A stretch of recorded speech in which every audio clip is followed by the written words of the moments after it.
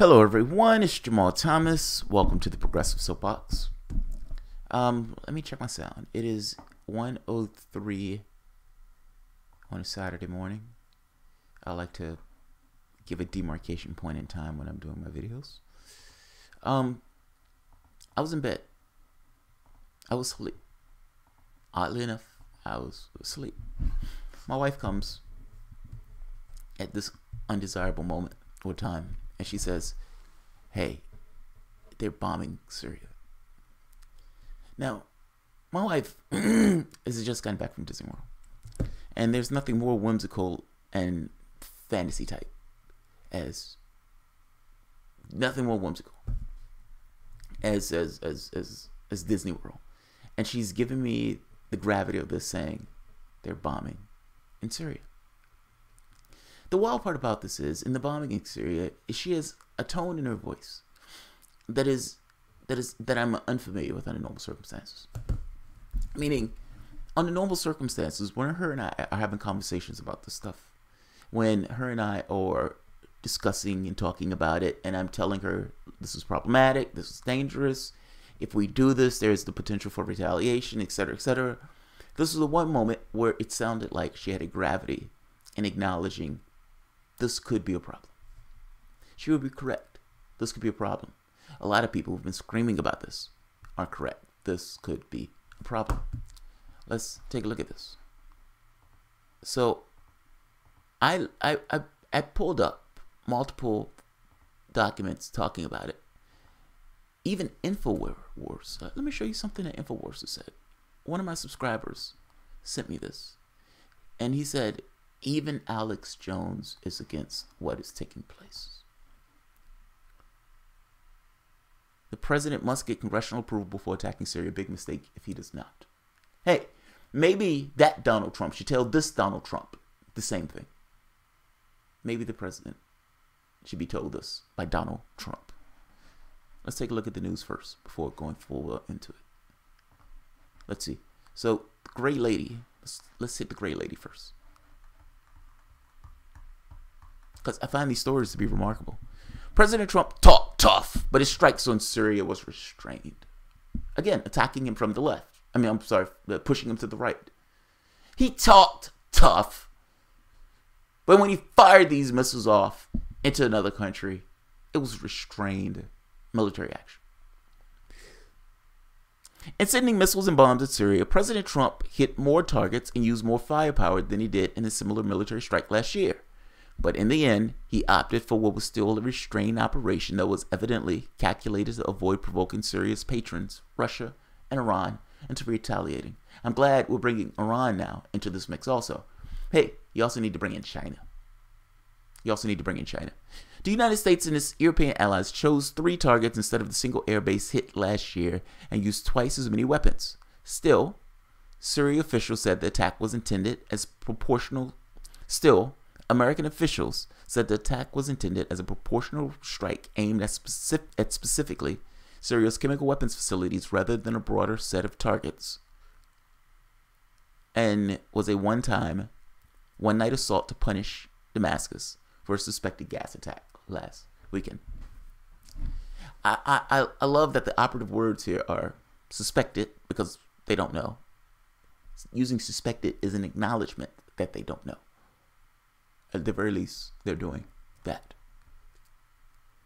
For all of Mr. Trump's tough language this week, the variant he chose made no apparent effort to damage Mr. Assad's broader war machine or his government's command and control of the forces beyond its chemical weapons. The one-night burst of ordnance appears unlikely to change the overall balance of forces in Syria 7 years into its bloody civil war. Calling it a civil war gets across that there are elements inside the country. There may have been at one point elements inside the country, but that's a little dishonest. Ultimately, the United States, Saudi Arabia, and the UK have been sending weapons and munitions to terrorists.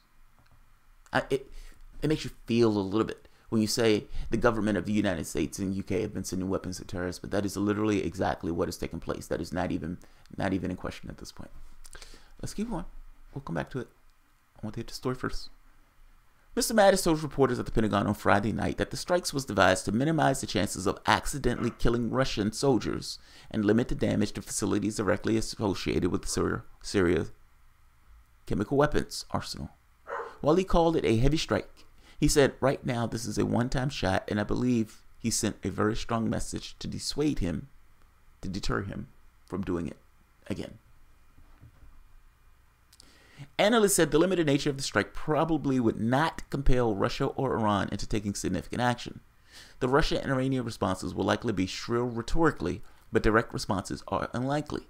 I'm glad you're an expert on this, and you're perfectly clear on this level of brinkmanship and what what Russia and Iran's response will be. They're experts in knowing what Russian responses. I guess my point to this is, will likely be shrill rhetorically. I imagine, that's probably going to be true. But direct responses are unlikely, but you don't know. You don't know.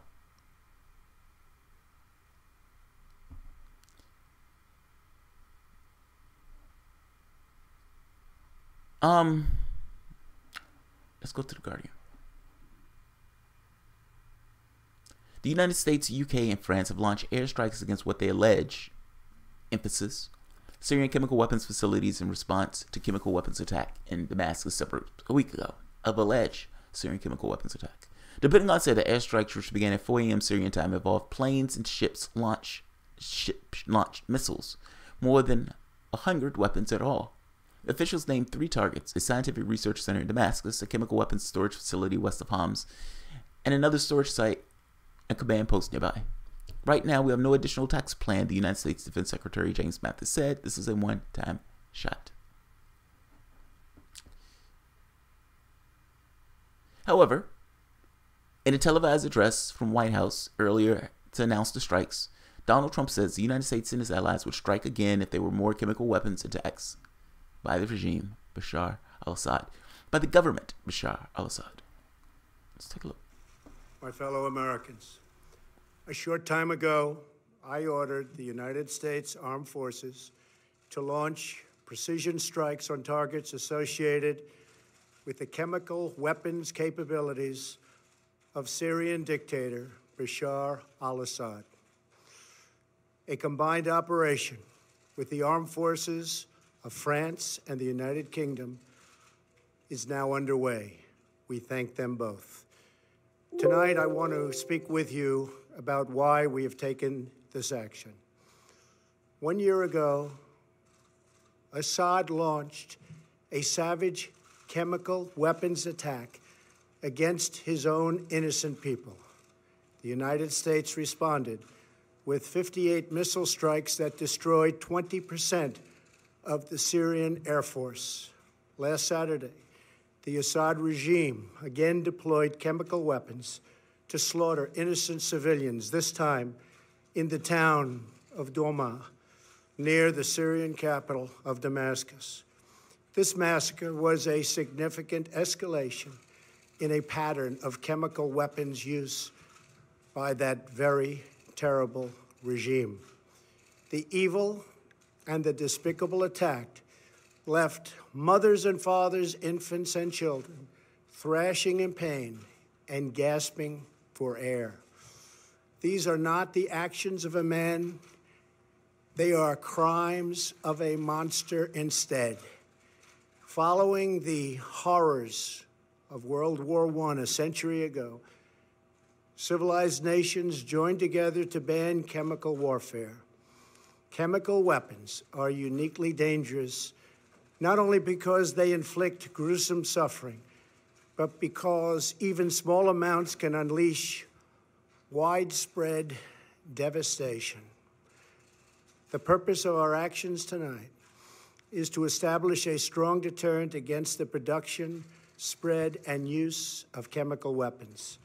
Establishing this deterrent is a vital national security interest of the United States. The combined American, British, and French response to these atrocities will integrate all instruments of our national power, military, economic, and diplomatic. We are prepared to sustain this response until the Syrian regime stops its use of prohibited chemical agents.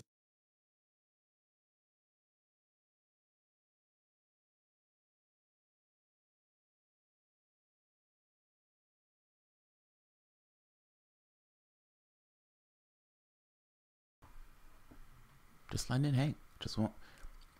If at some point President Donald Trump sees this, I would prefer President Donald Trump also to see what he said about the prior administration doing this. Let's go to this for a moment. Mathis. Because what Donald Trump said there, let's be honest, it was a lie.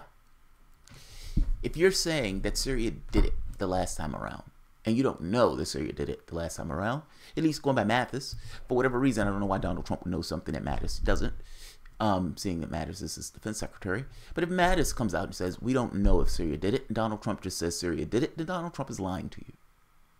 Donald Trump is lying to you. He doesn't know who did the last chemical strike because they didn't wait for an investigation of the last chemical strike. They just struck. Take a look at this.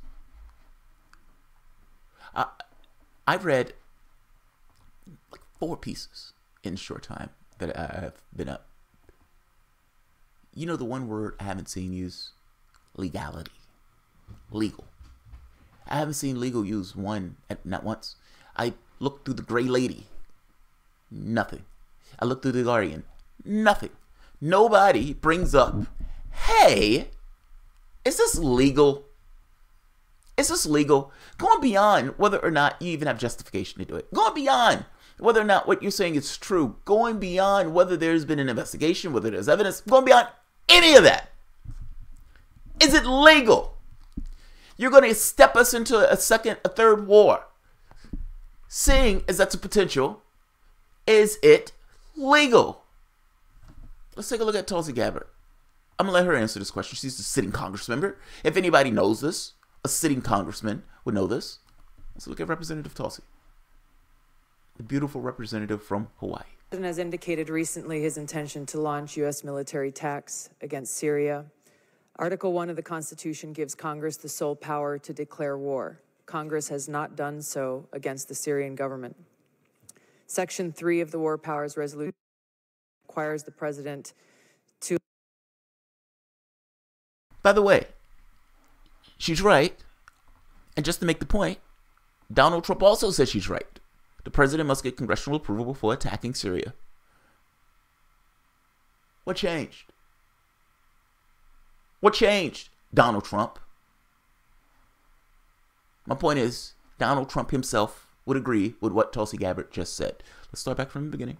I don't want to interrupt. Thank you, gentlemen, for your service. The President has indicated recently his intention to launch U.S. military attacks against Syria. Article 1 of the Constitution gives Congress the sole power to declare war. Congress has not done so against the Syrian government. Section 3 of the War Powers Resolution requires the President to consult with Congress before introducing U.S. armed forces into situations of hostilities. Section 2 of the War Powers Resolution clarifies the constitutional powers of the President as Commander-in-Chief in Article 2, which you referenced, Secretary Mattis, to introduce forces into hostilities only pursuant to 1, a declaration of war, 2, specific statutory authorization, or 3, a national emergency created by an attack upon the U.S., its territories, possessions, or armed forces. Syria has not declared war against the U.S. or threatened the U.S.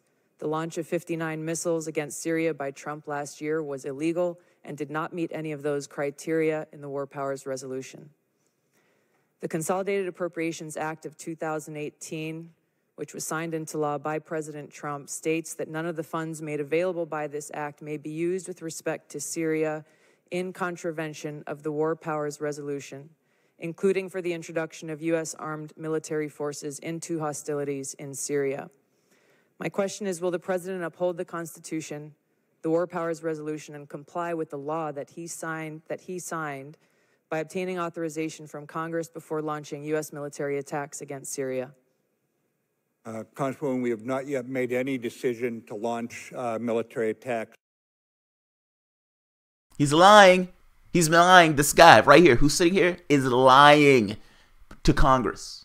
He is lying through his teeth to Congress. This is where we are in this country. He's lying to a Congress member. Let's keep going.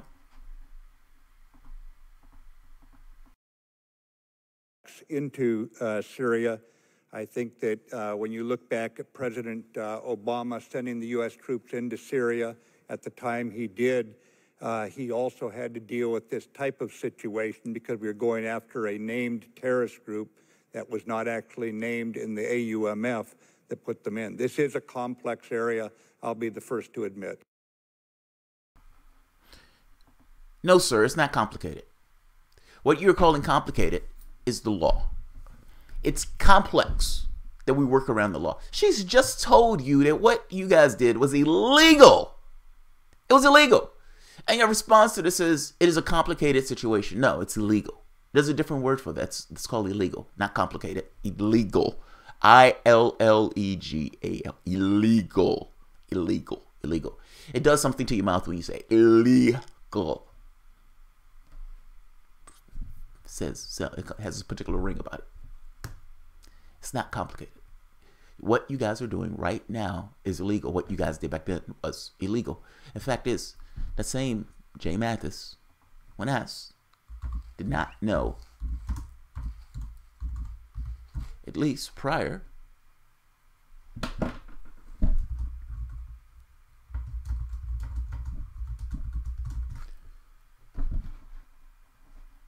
who did the chemical weapon strike.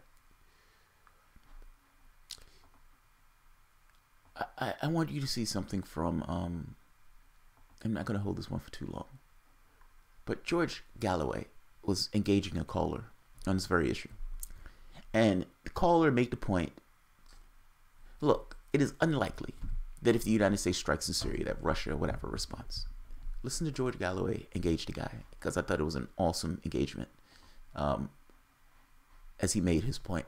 And it's a point I absolutely, completely, unequivocally agree with. Why would you assume that if Donald Trump bombs a third world country that has been reduced to rubble, why would Putin make a insane action of going to war with America and bombing them if he's not an insane person? Because that would be... By the way, that premise,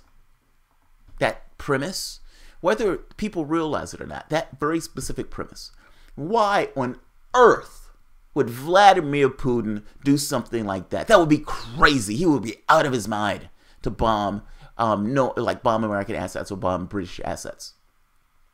He would be out of his mind. Why would he do this for that podunk country in the Middle East, Syria? It's been bombed into oblivion at this point. Why on earth would he be such a maniac as to do that? That would be against his strategic interests. But these people, some of these people, even lefties, would say with a straight face, look, Bashar al-Assad is an animal, he's a monster, he's a maniac, and he would gas his own people, even though it is against his strategic interests. What I would say to people like this is they need to evaluate their logic faculties. You can't have it both ways. You can't say that Bashar al-Assad is an animal, he's a maniac, he's a monster, or he do so will bomb and gas his own people, knowing full well it allows a pretext for Western nations to get more ensconced and more involved in Syria. And at the same token say, but Vladimir Putin is a rational actor, and as a rational actor, he would never do anything that would be adverse to his own interests. Can't have it both ways. You can't have it both ways. Let's let him finish. I'm sorry. Insane action of going to war with America and bombing them if he's not an insane person. That has been reduced against ISIS, Al-Qaeda, and Jaish al-Islam. Why would you assume that if Donald Trump bombs a third world country that has been reduced to rubble, why would Putin make a insane action of going to war with America and bombing them if he's not an insane person? Because that would be a bad move, right? You'll be hoping you're right, Philip, yeah? Yeah, but... What about if you're wrong? Well, I mean, Russia is a sane actor. No, right? I'm asking you, what about if you're wrong? What happens if you're wrong? You're very certain, but well, imagine, because you're an intellectual, Imagine the possibility that you might be wrong, that I might know more about Russia than you. So just imagine for a minute what would happen if you're wrong. What happens then? Well, what will probably happen is they probably put it within the region, right? They would strike an American warship or something like that. Yeah, they and what happens then? America. And what happens then? Well, I mean... what happens if Russia Israel strikes an American warship? Well, proportionally, if nobody's insane, it will go down to diplomatic resolution. Why would anyone you go think to Donald nuclear war you over think a Donald conflict Trump in the Middle East? you think Donald Trump, if an American warship is struck by Russia, will get down to diplomatic negotiation? Have you been asleep for the last year and a half? Do you know who the president of the United States Israel is? once attacked the American warship, and that didn't result but in Donald nuclear Trump war, wasn't right? But Donald Trump wasn't the president then. Go ahead, Peter. What he's saying to you is, what do you think would take place in the United States within NATO if Russia attacks a U.S. ship? What do you think the response would be if Russia shoots down a U.S. plane? Those planes flying around. So for the moment that one of the interventions was Russia, and assume that they shot down an American plane, what do you think the response would be in the United States? It's mechanical. The president of the United States at that point has no faculty in this. He has one. He can assert one. He would not assert one for political reasons. It becomes a mechanical process. Oh my God, they shot down a U.S. jet. Oh my God, we need to respond. Those fucking Russians. Look at what they're doing. They're shooting down a U.S. jet. They're pushing us around. They're pushing us around. We're in a country illegally. Mark that down. Mark that shit down in stone. That is unimpeachable. In being in a country illegally, we're firing missiles off. There's no congressional authority to do this. The president of the United States just did this. Mark that shit down. That's also true. In doing this thing that's illegal, we have not even established that our reason for doing this exists. The chemical weapons inspectors are in Syria today. They're getting in there apparently today, now, soon, recently. They haven't even done their job. And I make this point to say it doesn't matter what their job is. It doesn't matter if they're trying to get evidence on anything else. It's possible that these missile strikes were there, they destroy evidence. They have nothing on this. They had nothing on this on the last time. And the very last time before that, it's much more likely that the terrorists did it then. Didn't wait for an investigation because the investigation didn't matter. It was more involved with getting Bashar al-Assad out of that seat. In fact is, you get to a point where the president's action in this becomes automatic. The president has to do something. The president has to respond, even though the president is doing something illegally. And I make this point to show the Tulsi Gabbard video because Tulsi Gabbard is absolutely right. Mattis never even challenged that point. The only thing he can say is, it's complicated. It's complicated. The United States president not being a fucking king is complicated. It's amazing. I don't know who's going to be here this time of the night, but let's see. There are people here. That's amazing. Chemical facilities. What facilities? Yeah, I said the exact same thing. When I read this article, I said, what are you talking about? You haven't even established that it's taking place. Nobody has established that this is taking place. None. The terrorists are screaming that this is taking place. The terrorists. That's what we're using. Information from terrorists that we ourselves align with. Here's the fact, or here's the truth of this. The United States has been in a policy of toppling one government after the next in the Middle East. This is just one of many of a U.S. foreign policy. Look up the Wolfowitz. I think it's called the Wolfowitz Doctrine or something to that effect. Look up Freedom or Project to Redefine America or Project to Redefine America. But I'm making a point to you that it has been neocon strategy to go through one country after the next, using the Iraq War as a pretext to do so. And they have assiduously stuck to that particular schedule, whether it's been a Democratic or Republican administration. Right now, Donald Trump, reality show host, is shaming himself, meaning there are quotes out there on Twitter showing that the president of the United States, Donald Trump, asking himself, hey, you shouldn't be doing this. At least the previous Donald Trump is asking the current Donald Trump. You need congressional authorization to do this, and that old Donald Trump would be right. This Donald Trump would be completely wrong. This is illegal by international law. This is illegal by our own laws. The terrorists are the only group with something to gain. the terrorists scream, "Oh my God, Syria gassed us." The United States has been allied with these terrorists, and the United States, that same United States who's wanted to get rid of Assad, listen to the terrorists that it's been backing as the terrorists say this. And the United States says, we believe that the terrorists are right. We believe that the terrorists are right. We believe that the terrorists that we ourselves have allied with, that we ourselves have given weapons and resources that are in that country illegally, we believe that those terrorists are correct. No, we're impartial when we say that the terrorists are correct. And they do strikes on that.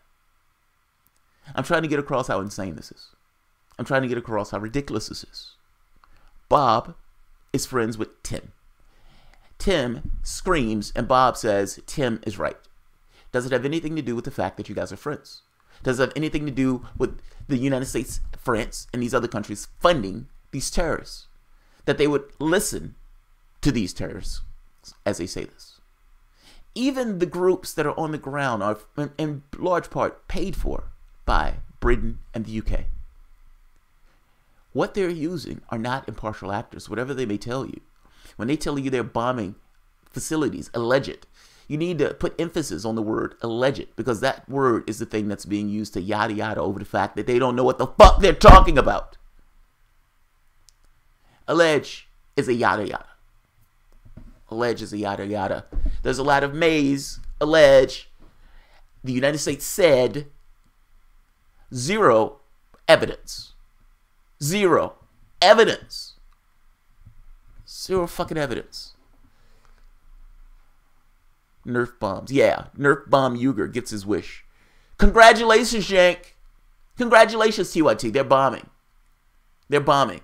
For all your caveats, for all your, we don't want this, but we're saying this. Yeah, good job. Good job. What did you think? And this is an aside. What did you think? Explain to me. Explain to me, TYT. What did you think that the President of the United States, Donald Trump, would do with this? You continuously pushed him to the right, essentially pushing him over and over and over again to be more hawkish, more strong, more resistant to what you consider to be Russian aggression. What are we going to do to compete with these missiles? Anna says. What are we going to do? Are we doing anything about this? Are we doing anything about these missiles? Yeah, we're bombing. We're bombing. Congratulations, TYT, you get your wish. The United States is now bombing Syria. This may lead to World War III, depending on escalation. And by the way, they're assuming that that Russia won't respond. What happens if they do? Don't you have to at the very least accept that that's a possibility? What if they do? You have Russia hysteria in the United States. You have Russia hysteria starting in Britain. What do you think happens if Russia hits a ship? What happens?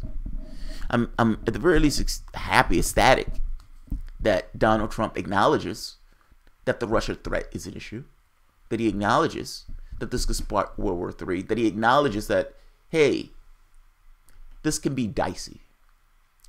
I at the very least acknowledge or accept that Mattis realizes that what he's doing is against the goddamn law by using the yada yada complex in his explanation of this. I reach a little bit of balance on those things. But I fall down more so on the thing of it is illogical. It makes absolutely no sense to believe that Donald Trump would take this issue with kid gloves, that he would take this issue in a way that he's taken no other issue. This is the same president that got into the well of the UN screaming that a leader of another country is Rocket Man. This is the same guy that's tweeting, these missiles are coming. These missiles are coming.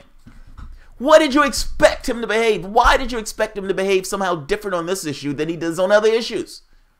Pushing him and using caveats saying, we don't want him to be ballistic and belligerent, but we don't believe this, but going so far as to say that the bombs that were dropped before were somehow Nerf bombs, that they weren't real bombing. Congratulations. I don't care about your caveats. Congratulations. You get your wish. Donald Trump is now bombing Syria. And you better hope to God that Russia does not respond in a way that hits anything from the United States, because I guarantee you from that point on, it is not proportional warfare. That proportional warfare thing is nonsense. If we were playing a game of chess, we could be playing a game of chess. People often think chess is boring. One of the guys, Emery Tate, he's a FIDE master. I think he's dead now, but African American. If you saw him, you would have thought he was homeless. And I don't mean that in a bad way. His hair all over the place. He looks kind of run down. The man had a rating of over 2,400 in chess. The man was fucking amazing. Fucking rock star. I played him once. He obliterated me. He plays in this uber aggressive way where he could lose to somebody who's really low if you fuck up. But oftentimes he doesn't fuck up. And he has used the skill, this complete skill, to be belligerent in chess, going after people in this kind of beautifully, overly aggressive way, this steroidal way, to annihilate many opponents that were grandmasters or even international masters. One of the games where he was playing in a tournament, he plays a guy. There's a crowd of people huddled around the table, about 10 people, and he gets up and he walks out to get something to drink. And the crowd is just huddled over. He makes his move, he got up, walked up. And after a while, you can slowly see this thing that appears on people's faces of, oh, one after the next, after the next, after the next. As each of them realize, as they work through one permutation after the next, one permutation after the next, that the guy was mated. It didn't matter what the guy did.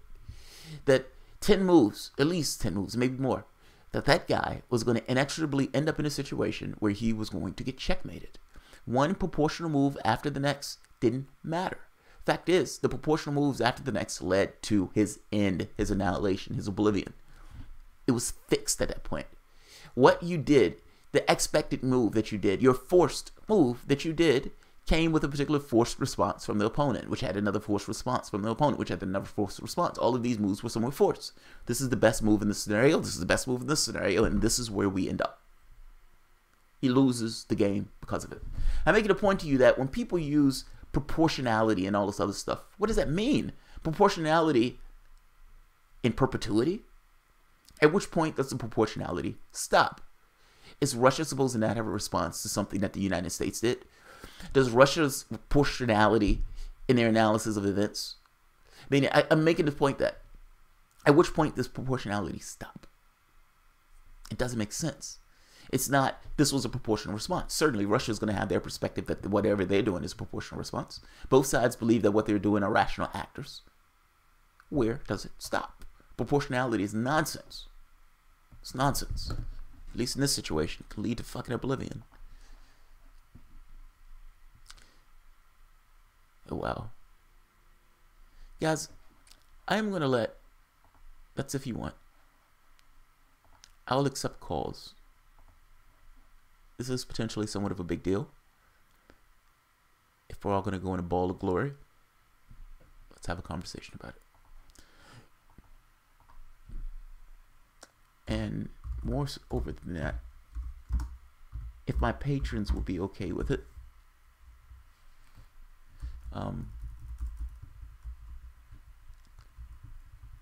I'll even accept regular people's calls. People who are not patrons, that's what I mean. Let me find the phone number. Give me 1 second.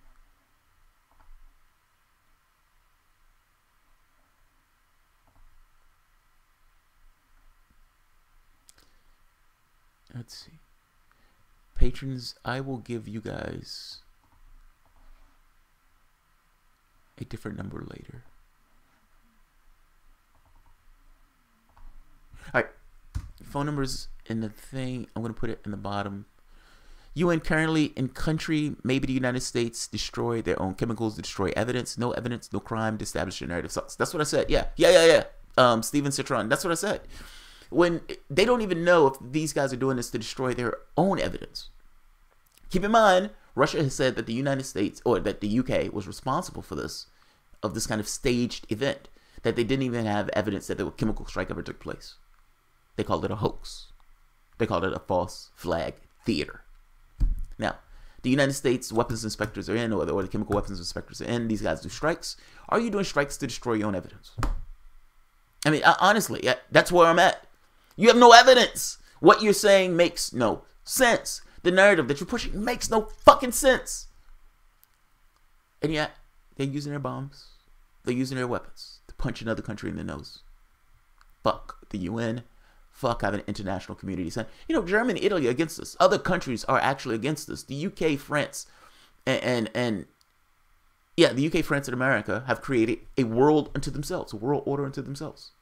They've destroyed Libya, bombed that into the Stone Age, bombed the shit out of Iraq. They're putting their own regimes in these countries. And then they're trying to put an Islamist fascist regime in Syria. Look, my number is in the box below.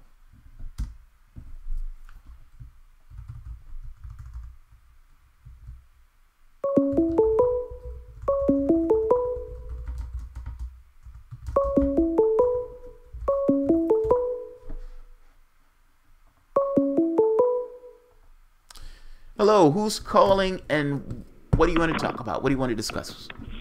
What's up, Jamal? This is Garden Gnome. What's happening, Garden? Doing okay this morning. It's 1 a.m., 1:30 here. What do you want to talk about? What's on your mind? I am bothered by this greatly. I find this to be extremely dangerous and all sorts of other adjectives. How do you feel about what's taking place? Well, yeah, I mean, it's a mechanistic process. I mean, Mattis is completely, he's not being forthright. I won't say he's stupid enough to believe he's lying. He's already lying. Well, in that testimony, Mattis said, we don't know. Mattis said, even in that testimony, it's complicated. It's not complicated. What you're doing is illegal. You don't have congressional authorization. That's the point that she made to you. And beyond that, we don't know whether or not we're going to do a strike. Come on. Well, it's not only that he's lying about. He's lying about the fact that, you know, he's a general. I think he's West Point trained. And, you know, he knows about the process of escalation. Yes. He knows that this is no longer our move. It is now Russia's move. Yes. What are they going to do? We can declare this as a one-shot all we want. And, you know, it doesn't make it so. If Russia reacts, then we will react, and so forth and so forth. It would just essentially go down the line. Yeah, agreed. There's a clip, and I think I am going to play the clip. I'm going to find it, where Khrushchev in Cuban Missile Crisis, Khrushchev sends a letter to Kennedy, and it's this kind of panicked letter trying to de-escalate, saying this thing of, "Oh my God, I've stepped over a line. We've gone too far," and immediately after that letter is accepted, another hard-nosed letter is accepted of essentially the ideologues, the people who are willing to take this world to a brink of disaster. And Kennedy made the determination. He just said, I'm going to accept the first letter. I'm going to accept the first letter from Khrushchev because the second letter leads to a goddamn nuclear war. Khrushchev, they understood, was out of the process at that point. Meaning, if they did not accept that first letter, the second letter, that the hawks, the neocons in that country who wanted to actually have this kind of conflict, those guys were going to take over the process. Khrushchev would not have had anything to do with it. At a certain point, it's not the leader themselves that are in charge. It's the political eddies, the political waves that take over.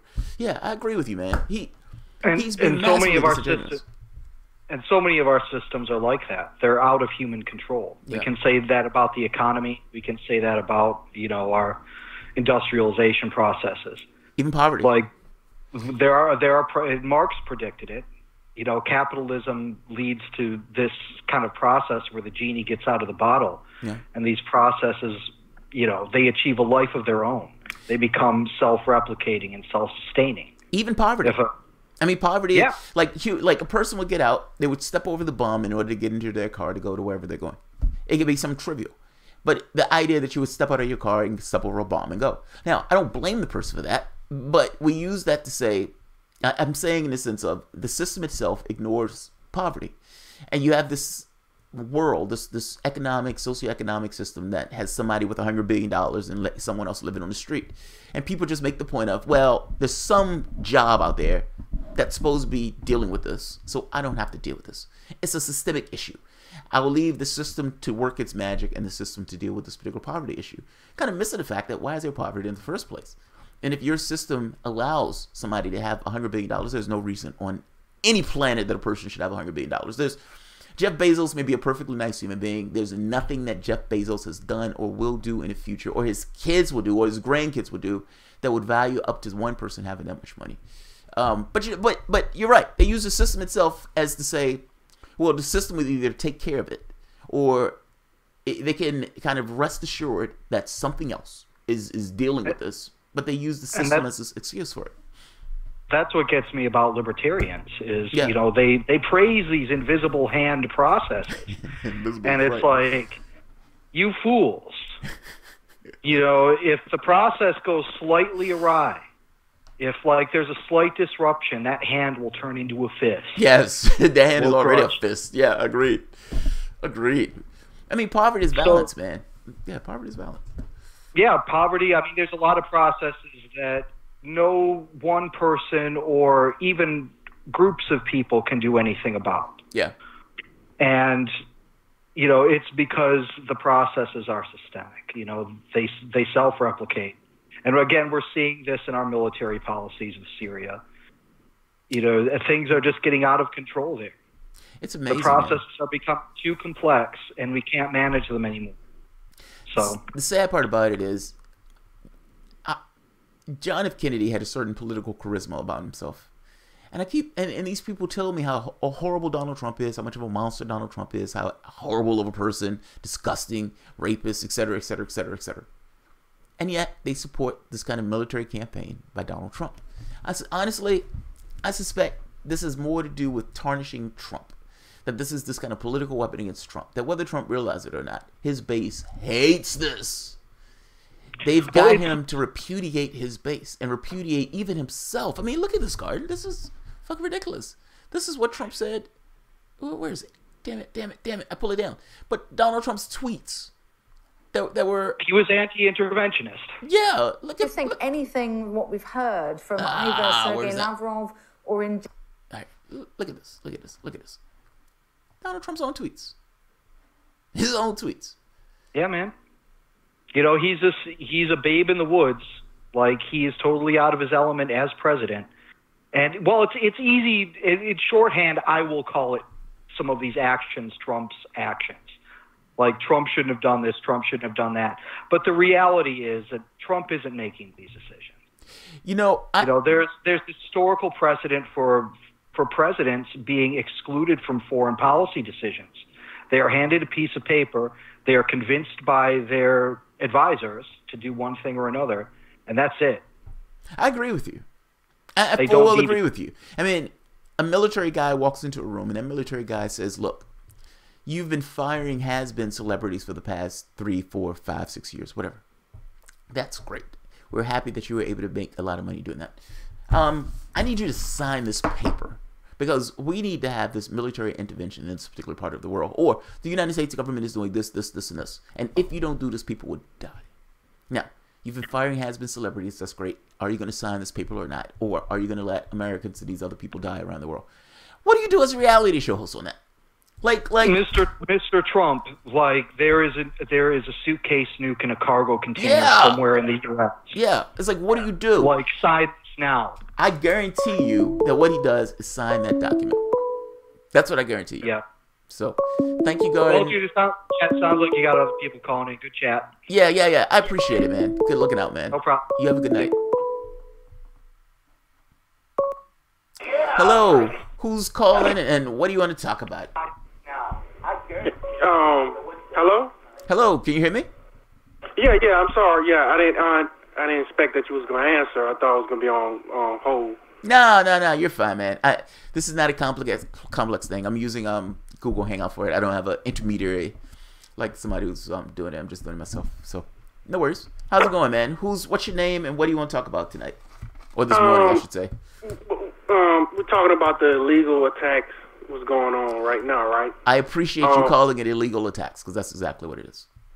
Yeah, just letting you know, I'm a Trump supporter. I don't agree with all his policies, and I definitely don't agree with Wall, no matter who's in office. Yeah.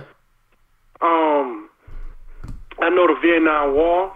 From what I understand, it wasn't it was a police action, and ever since then, you had presidents hitting different parts of the world with bombs and whatnot. Well, it wasn't since then. I mean, you can go back to World War II. I mean, like the moment before World War II, the United States was somewhat it wasn't necessarily an interventionist country. It didn't even have a major military.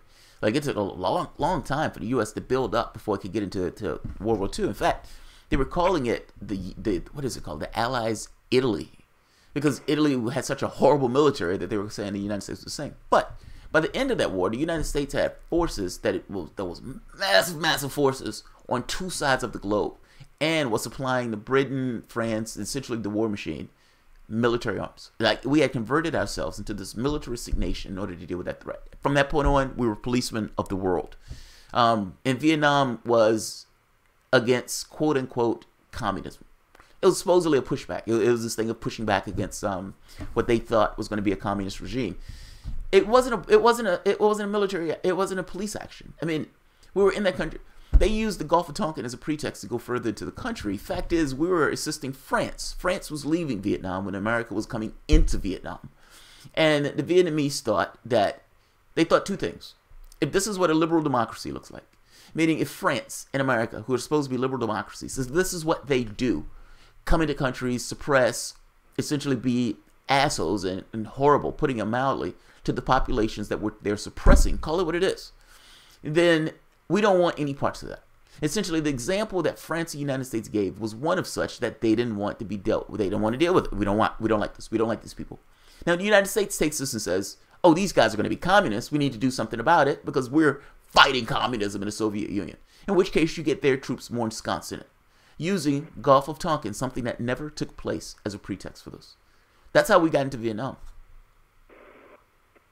Yes, and right now they're using a pretext of the so-called criminal attack that wasn't a criminal attack at all, because if you look at the so-called victims, you know, the white helmet's not walking around with mop suits on. Yeah, with right? With stuff because when I was in the military, we called it mop 4.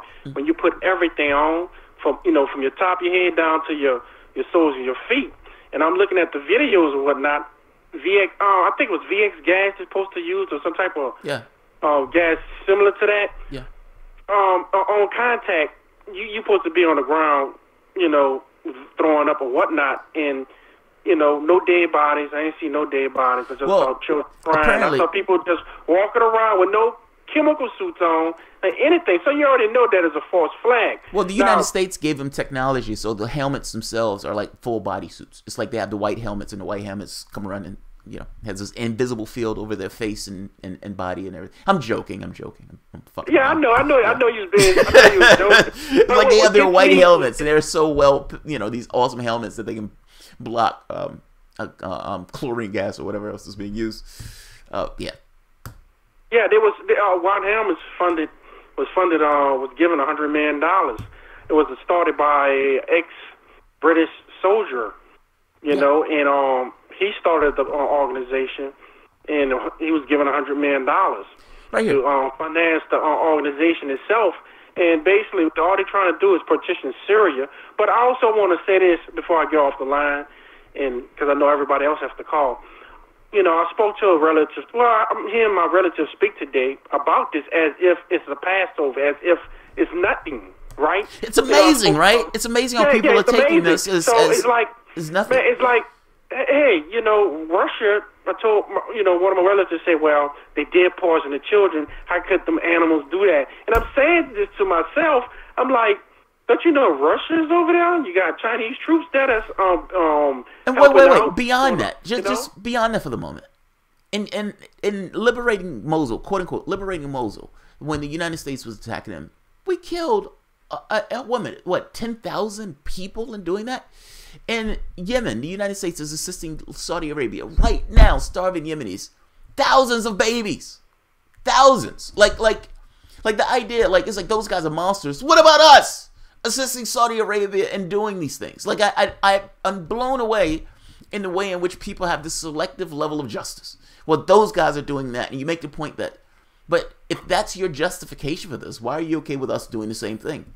Well, I mean, that's different. How is it different? Yeah, man, you're using whataboutisms. No, I'm asking you if you believe that particular military action is necessary, that we should go beyond our own laws, beyond international laws. We should even jumped the shark with regards to even looking for actual evidence. We should bypass all these things. And we should bypass the fact that we may start another third world war. If we should bypass all of that, then no, it's not whataboutisms for me to try to get into your rationale and reasoning for why it's okay to do this for one, but completely ignore the other. That's why, like it blows me away that people say stuff like this and completely gives the United States a pass on its behaviors around the globe. It's like, yeah, this is our justification for this. And you point out, well, what about that? Nah. What you're using whataboutism, man. Using whataboutism. Hey, here's the thing. The Israelis... Oh, go ahead. I'm sorry. Well, the population... Some people in this country, I'm not going to say all, but some people in this country don't expect that you have countries that have the capability of hitting back. Yes. So when I posed this question to one of my relatives, and also I'm hearing other relatives saying, basically agreeing with the other relative, they don't understand the capability of Russia with their technology. And also China that's catching up with this with their program too. I don't they don't understand that Russia have a capability of really sinking one of our ships. I don't do well with those conversations because I feel myself getting. I try to be somewhat distant. Getting upset, right? Yeah, I feel myself getting pissed off because it's this thing of. It's like, well, it's okay for us to attack other nations. It's okay for us to kill other people. It's okay for us to do all these things because they can't hit us back. We haven't had bombs falling on our buildings. We haven't had bombs falling on our ships. And because we haven't had those things, we don't necessarily have this full understanding of what that means. And it bothers me that we can be so unempathetic to not care that we're murdering other people. Not to mention, like you said, where it could go. Where does that end up? Yeah. Look, right here, just to back up something that you're saying in real time. How Britain funded Syria's quote-unquote moderate armed opposition, also known as the terrorists. How they funded terrorists. The British government, it states, has spent over £100 million since 2012 working closely with a range of actors to find a political solution to the conflict and prepare to rebuild the country post-Assad. Our efforts include providing more than $67 million in support of the Syrian opposition. Terrorists. They're giving money to terrorists. That's in association with our own money and munitions to terrorists. And when people say the moderates, no, these guys who we're supporting wants to essentially put in this kind of Islamic state within, but they would be our Islamic state in the same way that Saddam Hussein was our animal. Fact is, Bashar al-Assad is not ours, which is the problem with Bashar al-Assad. If they're being honest, that's the problem. That's the problem. Yeah, because he's leading towards China with the new Silk Road that's coming through there. And by the way, another point, you're right. China is allied military with Russia. So any conflict with Russia is a conflict by proxy with China, and is a conflict with Iran, is a conflict with North Korea. And yeah, Syria is a husk at this point, but it still has munitions and ammunitions, and at the very least can do something in that region of the globe, which means there's also conflict with Syria. You may even add Turkey to that list. Like I'm trying to get across, this is a big fucking deal. These guys are lining up with their sides, like they were lining up in World War I. We have all of these different factions that have said, okay, we're in military alignment. Damn it. We're in military alignment. And yet, it's based on economics because China's coming through with the Silk Road, and right now the Western powers, certain parts of the Western powers, they got some parts of it want to work with China, other parts don't want to work with the Silk Road, and that's going to basically pull Africa and the rest of the Middle East and the world out of poverty once that road comes through there and up through Syria, through Turkey and the Balkans, and going into east into Western Europe. So that's a challenge, and that's going to give China more of a leverage on a geopolitical scene, and certain powers that's power right now, they don't like that. So they're saying Syria is a pivot point. However you think it is, it's worse. Honestly, it gets worse than that. You're right. It gets worse than that, though. So China right now, China and Russia China wants to put out a new world currency. Now, right now, the United States dollar is the reserve currency. China is essentially trying to push out saying, hey, we have this new currency backed by gold. You guys have the dollar. That dollar is not backed by anything. This is backed by gold. We need to go back to a gold standard. Russia, being an ally to China, has been hoarding gold. They've been doing their best to get as much gold as possible in lieu of this particular announcement or this particular releasing of the world. Meaning that China is challenging the dollar itself. Like, it's not just indirectly challenging economic dominance. It's directly challenging the United States' dominance as the world reserve currency. This is like, and Trans-Pacific Partnership. The part of the reason for the Trans-Pacific Partnership was supposed to be this economic warfare against China and Russia. They were trying to ring China, even militarily, selling arms and munitions to many of these countries who were, the states around, or these countries around China that are allied with the United States. This is economic and military conflict. It's almost like this kind of indirect military conflict done in an economic sphere. You're right. This is not just, oh my God, shucks, these guys are just bumping uglies. No, there's reasons. There's reasons that go deeper than just the clash that people are seeing in this kind of overt way. I agree with you. Yeah, well, China, Russia just, for what I understand, watching another program, Russia just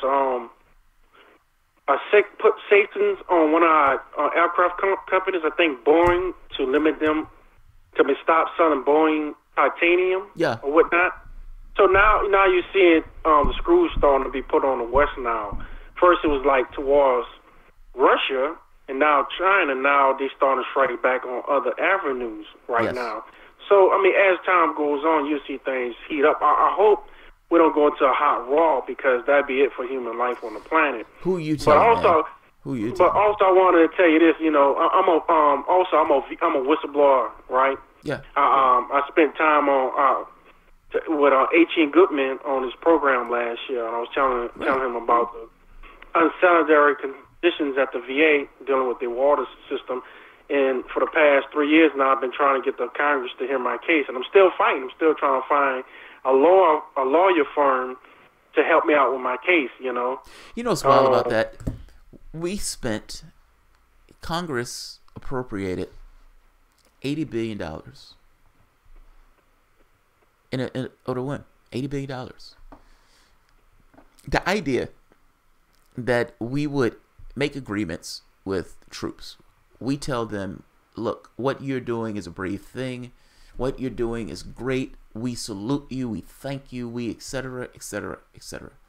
Everyone praises the troops. Everyone gives this kind of bated breath to the troops.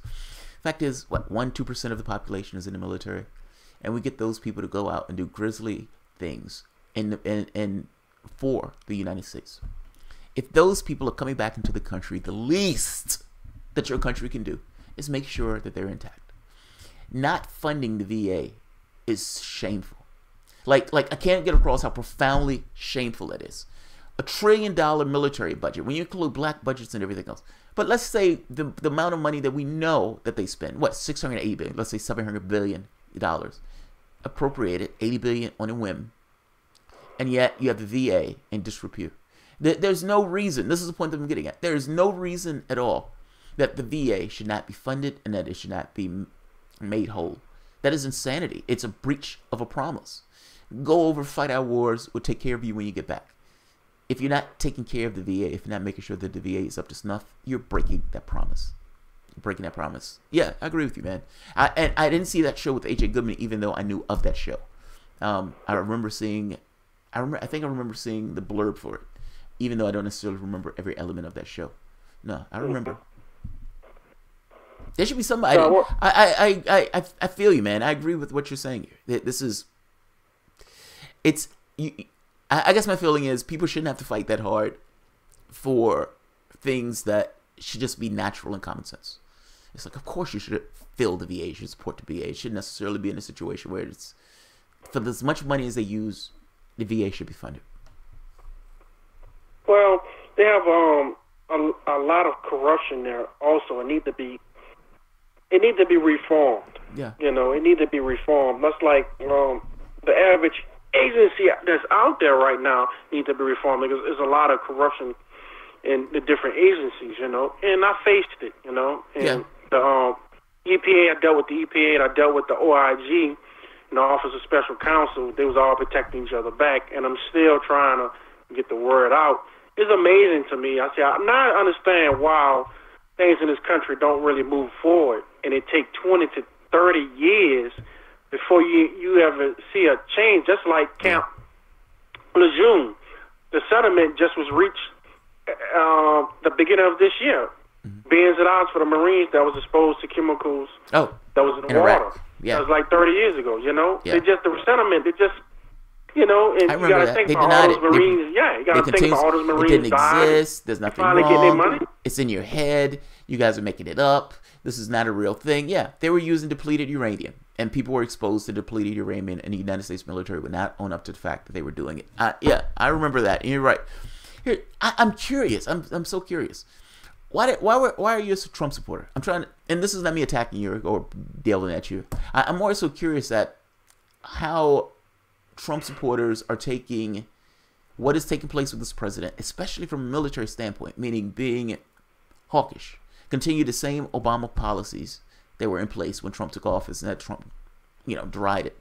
How do you take this? How do you take this particular military action? And how do you take, I know how you take it, you know what I mean. But what's your assessment of this president and what's your reasoning? Because there's some people who voted for Trump who said, I hate what that other party has become, so I'm voting for Trump. I'm curious on how you view what's taken place up to this point and your assessment of why it's taking place. Let's say it that way. Well, okay. I don't like the neocons and neoliberals. I have to put that out there. Yeah. Because they're about walls. Right. Trump, he came in swinging. Executive order here, executive order there. Some of the orders I did agree with, and some of them I didn't.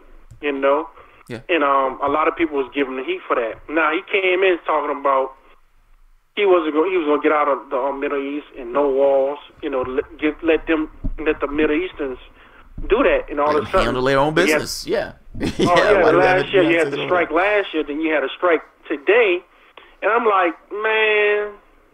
Come on, man. It's like you can't be serious. Yeah. I still support him, but I know what else can happen that we can go into World War III, dealing with Russia and China, and that'd be it for us. Yeah. Now, with Barack Obama, I gave him a chance to a certain point, but when he came in, he didn't come in fighting. He came in trying to reach, trying to work in the middle, you know, and he gave so much stuff away when he lost to Congress within 2 years. Things started going against him. Very soon, right? As soon as he got in, things are going against him. That's an understatement. Yeah, so it's like you coming into a place and you trying to be Mr. Nice Guy, and they don't care if you're Mr. Nice Guy. Then they start slapping in your face, start handling you. It doesn't work. And, Disagree. So I don't know if I explained that the best way I could. I think I get what you're saying. It's like, I don't agree with everything that he's doing. I certainly don't necessarily agree with this because this is fucking disastrous. But I don't like the neocons and the neoliberals in the other party. And you and I, like I said, I'm further to the left than a lot of people on a lot of the stuff. And a lot of people don't necessarily agree. But I would have Trump supporters or libertarians say, dude, I agree with maybe 60 to 70% of what you say. And I look at that and say to myself, that sounds like something new. That doesn't sound like a Democrat and Republican. That sounds like something different. Meaning those elements on the anti-establishment left and the right sound like there's something different. And it sounds like something different in a way that they can work together in the same way that lefties had made this kind of Faustian bargain with the Democratic Party. I guess my feeling is when I hear stuff like this, I think to myself, you're not unreachable. At the end of the day, you're having a conversation on this channel, which is a fucking lefty channel. And I guess that gives me hope in some degree. I guess my feeling is I would love for elements that are independents, elements who consider themselves on the left and the right, who don't sign up to what is taking place, not just the wars, but what is taking place with regards to policy, and say, look, we're similar enough to create a new fulcrum or new middle road with regards to politics. That's what I would love, because that fundamentally changes what politics means in the United States. When they can't get elected anymore, and when the people who are getting elected are people who are essentially what we consider to be a new middle, fuck it, call it the new center. That's a difference. That's a change in politics. I hear you, and it gives me hope when I hear your call. I'm saying it that way. Thank you. Yeah, it gives me I appreciate it. I'm an independent. I can go either way, but I like to stay right in the middle. I used to see myself as a Democrat, but when I went through what I went through, being a whistleblower, how the Democrats turned against me. Oh yeah. I had to become independent. And I don't agree with everything the Republicans say either. So I have to stay in the middle, and that's where I'm at. Also, I like Bernie Sanders as well. Yeah. So it just as times goes on, you're gonna see a change in geopolitical in the world. China is gaining more and more economic clout. They just had I just watched a video yesterday on Real Change with the Dollar Landry, and the guy talking about Zimbabwe have potential now because China's there. China has gotten heavy in Africa, like amazingly so. Like it's, I don't know if Americans know that, like how involved they've gotten in Africa. But to be fair, isn't that just capitalism? I mean, how can we really take issue with capitalistic pursuits if we're this kind of capitalistic country? It sounds like we're a capitalistic country as long as that doesn't adversely affect our status in the world, which means you're not really a capitalistic country, you're something else. It's like we love this system as long as we're dominant in this system. We love the UN, we love the United Nations and the legal apparatus of the international laws as long as that doesn't adversely affect what we want to do in the world. A lot of the stuff seems we love the system as long as that system is not fucking with us in our interests. That's what it sounds like. So, thanks, man. I appreciate your call. Thank you very much. Anytime. Thank you. Very much. Let's see. Oh, wow. So, Blobland, what do you think about 88 congressmen pushing the authorization of military force today? There was an article in Huffington Post trying to prevent war or grant more action. Very interesting. I need to check it out. Love the discussion. Oh, that's my wife. Thank you. Thank you, babe. I appreciate it.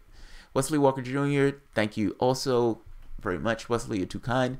Long live independent media. Dash, dash. That's his name, by the way. Dash, dash. Doesn't that mean, Guys, I appreciate all of this. If we're going to go up in a ball of smoke, at the very least, I would have my audience to be here with me as we go up in a ball of smoke. Look, I'm not going to rehash. I will say this. This is profoundly dangerous. This is profoundly illegal. Illegal. I want to pronunciate. I want to enunciate as much as I can when I say that word to get across that it is illegal. Illegal. Illegal. This is illegal. What the president is doing is illegal. And one article after the next, The Guardian, the New York Times, and it was another, illegal was never mentioned, even though that's exactly what it was. I showed Tulsi Gabbard's video for that reason, to get that across, that the last strikes were illegal. These strikes are illegal. Congress does not authorize any pursuit of war. And even if they did, what is the United States' interest in this? How does this make the American public better? How does this make the British public better? How does this make the French public better? Macron is bashing labor in France. It's great that he can take time out to also attack another country illegally. By our own standards, by international law standards, illegal. And before we even get to the point of the strike, can you demonstrate to me that it actually took place beyond the word of a bunch of terrorist organizations or lapdogs for Britain and the United States? The answer is no. I wouldn't have asked the question if the answer was a different question. In fact, I wouldn't be answering this question because this would be a different argument. But the argument that I'm making is pretty sound on multiple counts. You don't know they did it. Even if they did it, what is our interest in this particular region of the world? It's illegal by international law. It's illegal by our own laws. The previous attacks you don't have evidence of.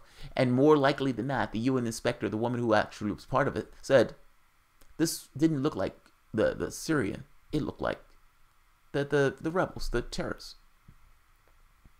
It looked like terrorists. Russia announced that the United States was planning a false flag attack in Syria. Lo and behold, here it is.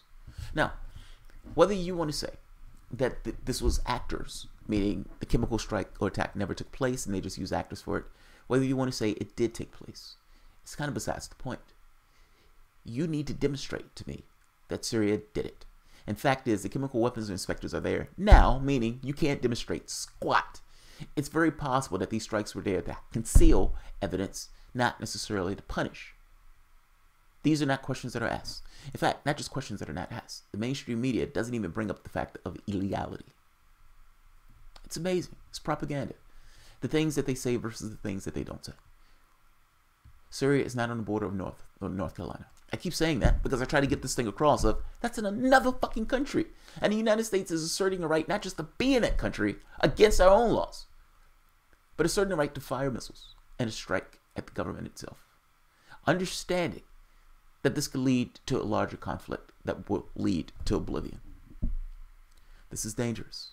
You lefties who push for it, got your wish. Congratulations. We're waiting the Russian response. And like my caller said, that should terrify you that we are awaiting a Russian response. They may not respond at all. I'm just making a point that this is sketchy at best. The pretext that they're using for this is sketchy at best. The 2013 chemical strike was most likely not done by the Syrian government. It was done by the terrorists. This was ignored. It was understood that the terrorists had access to chemical weapons. This was ignored. The Defense Intelligence Agency's report, the Seymour Hersh release, showing that the agency knew that the terrorists had access to these things, that they knew some of this stuff was coming out of Turkey. They knew this stuff. And yet, this was ignored. Cherry-picked. So Obama could try to get authorization to strike. Trump did not get that authorization. Trump did not seek that authorization. Trump just struck. He didn't wait for chemical weapons inspectors or anything else. He just struck. Now, seeing the 2013 attack was likely done by terrorists, why would I think immediately jump to the conclusion that the other strike was done by the Syrian government? Who profits? The Syrian government has, for all intents and purposes, won this war. They've just cleared Duma. The only people who have anything to gain in this are the terrorists. The only people who have anything to gain in this are the terrorists. I've said it 1,000 times. The only people who have anything to gain is the terrorists. Assad would have to be a maniac to do this. And I know they like to use the term monster, maniac, and everything else. But fact is, he's tried to stay in that seat. He's assiduously stuck to that seat. Even when that government was shaky and looked like it was going to collapse, he clung like grim death to his seat, knowing what took place to Gaddafi and knowing full well that is not what I want. I don't want to have sex with a machete.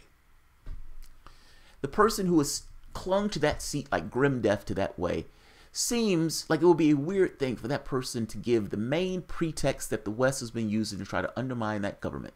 That would be weird. And yet, that's what all of the Western media says.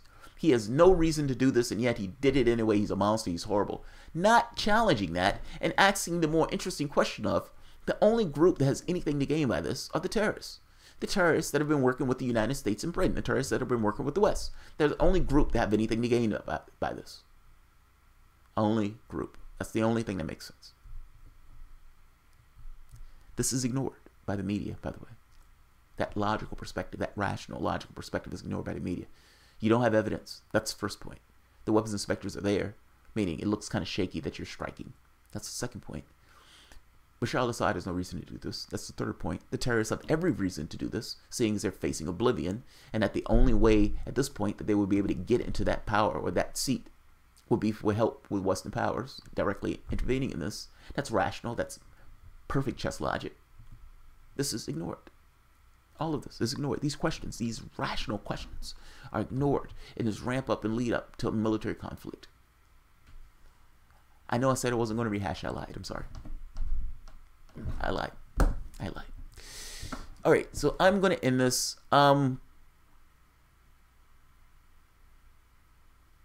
Yeah, I'm going to end this. All right, guys. If you enjoy the conflict, if you enjoy the content, please feel free to share, like, subscribe, and of course, there's always Patreon. And by the way, just to give a thank you to the people who are supporting the content: Steven Citron, Blobland, Aisha Thomas, Wesley Walker, and Dash. Guys, your helps are immensely appreciated. I try not to linger too much on the Patreon and payment stuff.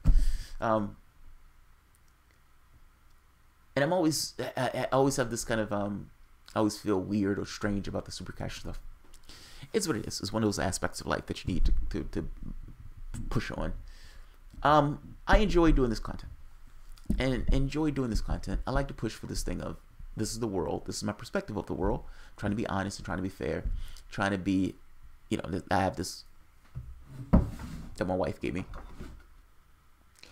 And when I do stories like this, I try to give an honest portrayal as if I was sitting on the moon and not necessarily fixed into a country and fixed into a political, like a cultural identity and everything else. I try to give it as if I'm fixed on the moon looking at the world. This is what I see. These are the events as I see them. This is what your media is telling you, but these are the events as I see them. Sometimes it coincides with what media is saying. Sometimes, oftentimes, it does not. It does not. If I can get up every morning and go to bed knowing I did my goddamn best to get across, to wake up anybody, to pull anybody into my particular idea of the world, my idea of the way things are, then I would go to sleep a happy man thinking that I did a decent job for that particular day. When it comes to issues of war, war matters more. War is a big deal to me. So, when we hit these things of war, I feel like content like this is dramatically important because I've showed you what your media is giving you. They're not telling you the complete truth.